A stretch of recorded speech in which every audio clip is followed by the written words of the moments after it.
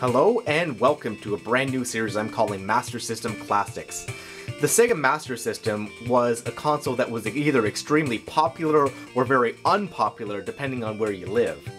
The Master System was the main competition to the NES. This was an 8-bit system with the specs that was much better than the NES. This thing ran at 4 MHz, which was the same clock speed as the future Super Nintendo would. The Sega produced some great games for the system, but unfortunately it didn't succeed very well in North America. The main reasons for that were that Sega were not nearly as organized as Nintendo were in terms of their marketing. Sega didn't have nearly the number of games that Nintendo had, and third, Nintendo had this sort of illegal monopoly on the market where they told third-party developers that if they made a game for the NES, they couldn't make it for any other platform. So, because of all these reasons, the Master System was sort of, over time, quickly swept under the rug, and Sega replaced it with their Sega Genesis, and then the Genesis was pitted against the NES. In other regions around the world, such as the UK, mainland Europe, Oceania, and Brazil of all places, the Sega Master System ended up being the clear winner there. With such games that were produced until the late 90s, whereas in North America, the Master System was quietly, discontinued as the Genesis started to become popular. So, with all that said, let's get it on, right? So today's game is, as you can see, Phantasy Star. Phantasy Star was released in 1987, and then a few years later in North America.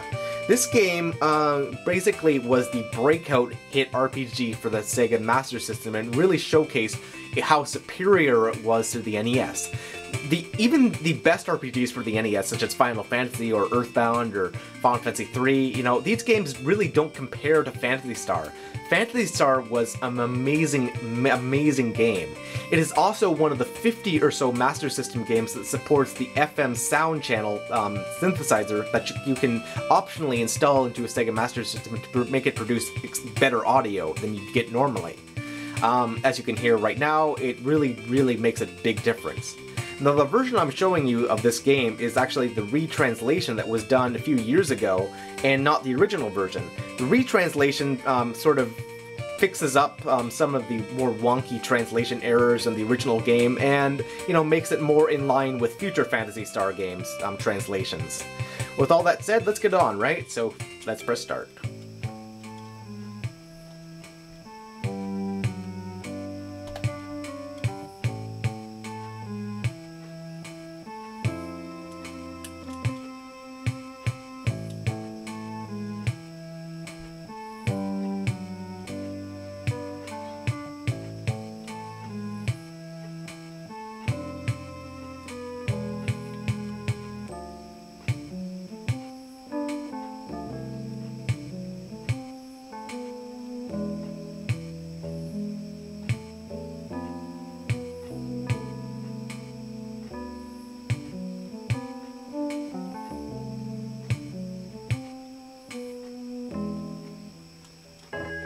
Phantasy Star was a game that broke a lot of traditions. For one, it allowed you to play as a female lead character, this woman Alicia here, which was really unheard of at the time for RPGs.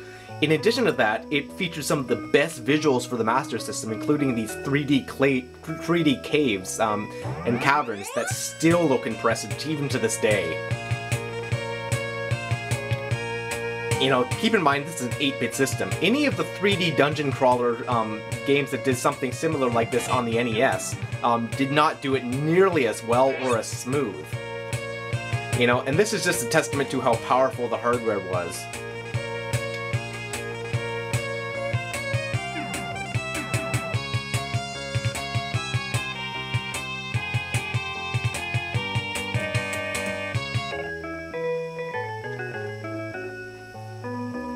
It was a colorful, vibrant game that had just some fantastic visuals, and the success of this game really cemented Phantasy Star as somewhere where you would go for RPGs that were great. When the Sega Genesis started to pick up momentum, Phantasy Star 2 quickly became one of its best-selling titles.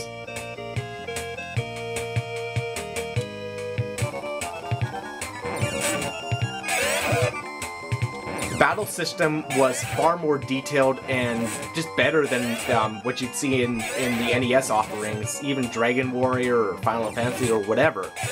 This was really a showcase for just amazing visuals.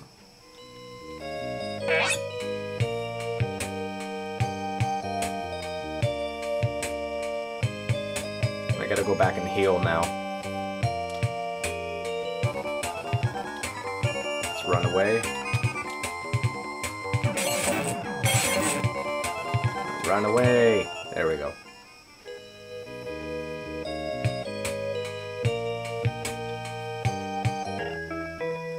The game is somewhat archaic in some of the facts and some of the ways that things that it does, but overall, this is a great game to play if you're a retro gamer or looking for a great RPG that you might have missed the first time around.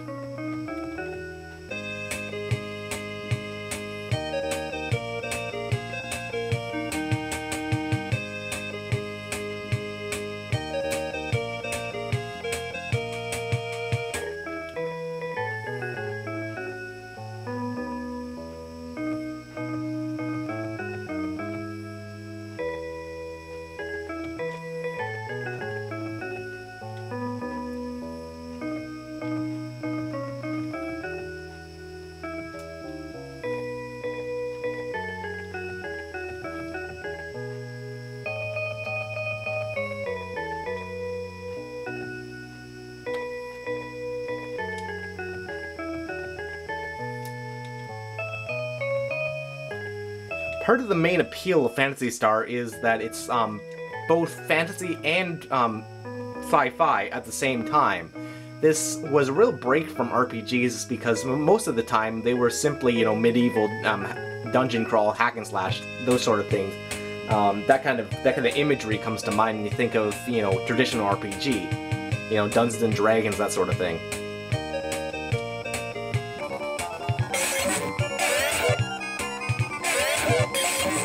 It might not seem a big deal now, but the fact that all the enemies are animated when they attack is just something that's really unique and stands out with Phantasy Star here.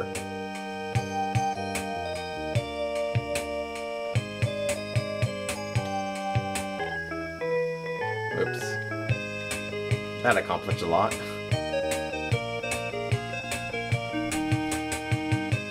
If you venture off too early, you'll end up getting your butt handed to you.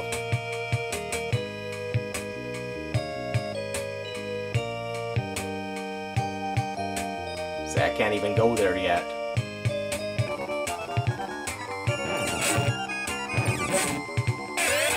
As you play, you'll get more and more powerful attacks, you know, you'll get more party members with each new unique abilities. And really, this is a game that really should be experienced. It's available on a few other platforms as well.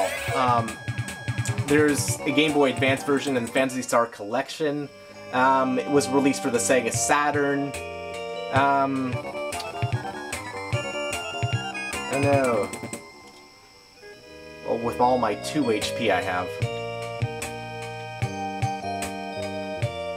And there's a cave.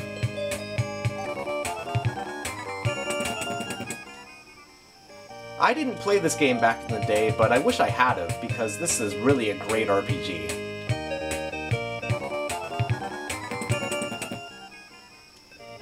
But, like any old school RPG, you have to do a lot of grinding, and, you know, a lot of the things of where to go next or what to do next are, you know, kind of obscure, not really told. The NPCs are not really that helpful.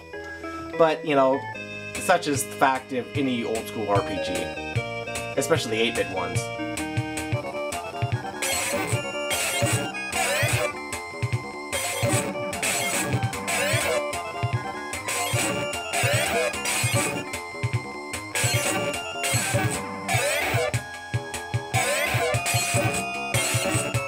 Oh no, I died. And I didn't save, so I guess that'll be it for now. Alright, so thanks for watching, guys. If you want to see other Master System games covered, let me know which games you want to see, and I'll see you next time.